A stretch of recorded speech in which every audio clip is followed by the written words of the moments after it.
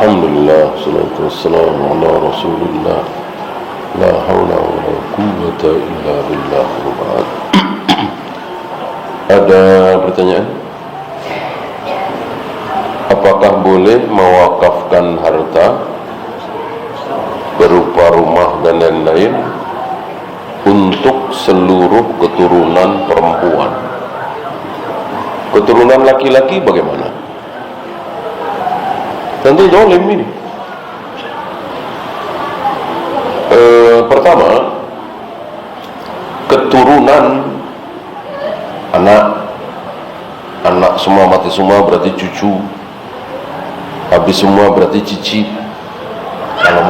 Kalau masih ya, cuman kan jarang ya kasus seperti itu. Anaknya mati semua, cucunya mati semua, tinggal cicit dan kakek. Ini kan jarang. Nah, seandainya ada, maka ya jatuh ke cicit. Kalau cucu masih ada yang hidup satu saja, ya semua cicit tidak dapat. Kalau anak masih ada yang hidup walaupun satu, maka seluruh cucu tidak dapat. Ini kan waris. Bila kalau diwakafkan seperti itu kan menzalimi ahli waris. Belum lama kita bahas, ada berapa yang pasti dapat waris? Ada berapa? Ya, ada 5.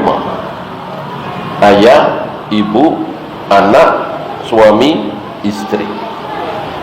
Ayahnya mayat atau ibunya mayat, anaknya mayat, suaminya mayat atau istrinya mayat kalau suaminya mayat kalau mayatnya perempuan. Ini pasti dapat. Nah, kalau pertanyaan seperti ini, berarti kan seorang nggak dapat. Semuanya untuk keturunan perempuan, tentu batil. Ya. Justru adanya hukum waris supaya apa? Supaya tidak ada yang dizalimi. Coba kalau nggak ada hukum waris, terserah pembagian bebas, pasti akan ada yang dizalimi. Kan yang paling tahu yang zalim, mana yang zalim, mana yang tidak zalim kan Allah. Ya.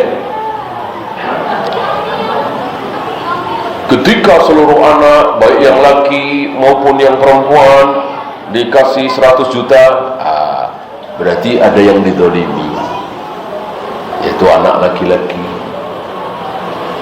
Gitu. Ketika semua anak adalah perempuan, tapi harta ayah itu atau orang tuanya itu semua untuk anak perempuan, berarti ada yang dizalimi. Siapa? Nah, saudara mayat. Saudara mayat kan dapat. Kalau anaknya perempuan semua, nggak ada yang laki-laki. Dan seterusnya dan seterusnya. Ini yang paling tahu siapa? Tentu Allah Rabbul Alamin. Kalau ingin kita tidak zalim, pembagian waris tidak zalim, ikuti An-Nisa ayat 11-12. Jika keluar dari itu pasti zalim. Pasti. Walaupun disepakati, ditandatangani di depan notaris, tetap saja zalim.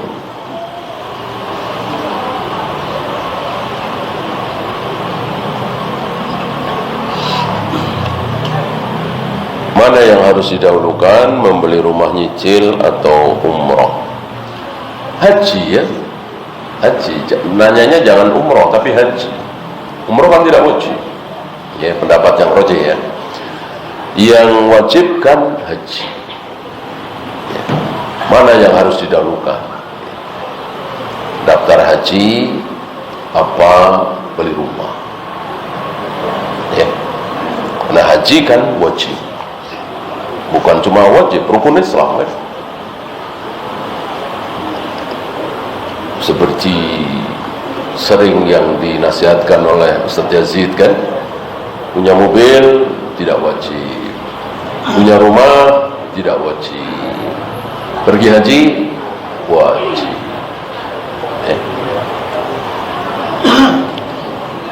Apakah sujud tilawah dan sujud syukur harus menghadap kiblat? Tidak ya. Yang harus menghadap kiblat hanya sholat, baca Al-Quran, belajar, ya kebaikan-kebaikan yang lain di luar sholat. Tidak harus menghadap kiblat, bahkan mengharuskan jadi bid'ah. Ya, siapa yang mengatakan bahwa belajar harus menghadap kiblat, ya, belajar mengajar harus belajar menghadap kiblat, nah, berarti saya menghadap ke sana juga. Nah, itu bid'ah.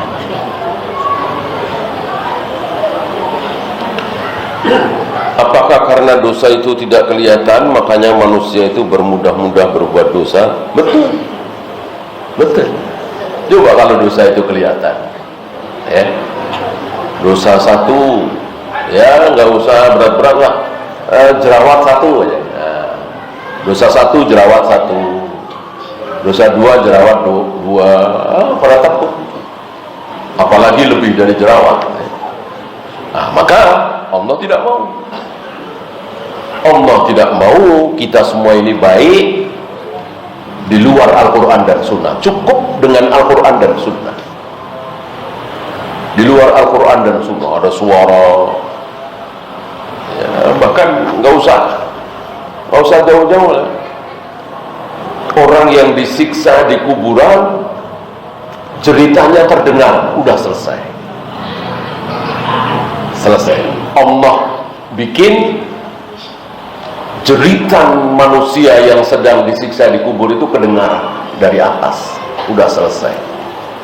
Nggak ada zina, nggak ada homer, nggak ada judi, nggak ada korupsi, nggak ada membunuh.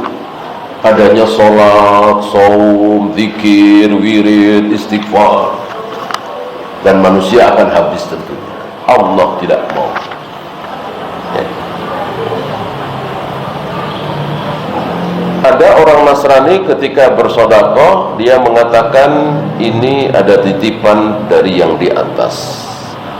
Apakah berarti orang Nasrani meyakini bahwa Allah berada di atas? Betul, betul. Bahkan Abu Jahal, Abu Lahab meyakini.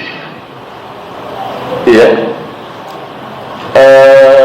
Bahkan Fir'aun nyuruh Haman bikin apa? Ya kan? Nah, maka seorang muslim yang mengatakan Allah tidak berada di atas itu kalah oleh beberapa orang Nasara, beberapa orang Yahudi, bahkan Abu Jahal, Abu Lahab. Karena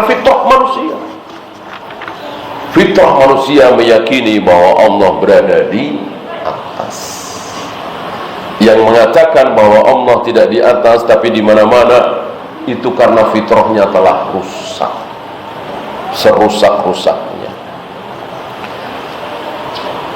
Jika bekerja di bengkel yang membuat pakaian kotor, kemudian datang waktu sholat, apa harus membersihkan pakaian dulu dengan konsekuensi masbuk atau telat? Ya, dibersihinnya sebelum azan. Jangan pas azan baru bersih-bersih, ya telat. Kan tahu waktu lah ya. Ini azan kurang 5 menit, 7 menit, bersih-bersih supaya tidak masbuk. Gampang lah. Atau kalau memang tidak najis, ya nggak apa-apa ya. Ada kena oli dikit misalnya, kena tanah, kan tidak najis. Yang penting tidak bau, ya kan? Yang penting pakaian kita tidak terkena najis. Kalau terkena najis tentu tidak sah.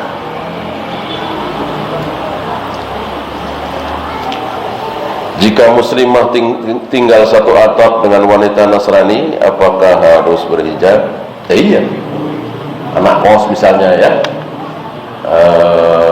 mungkin karena satu dan lain hal, satu kamar dengan wanita Nasrani, ya usahakan jangan, kan jadi ribet ya kan. Jangan ya. Kalau satu rumah mungkin, kalau satu kamar jangan.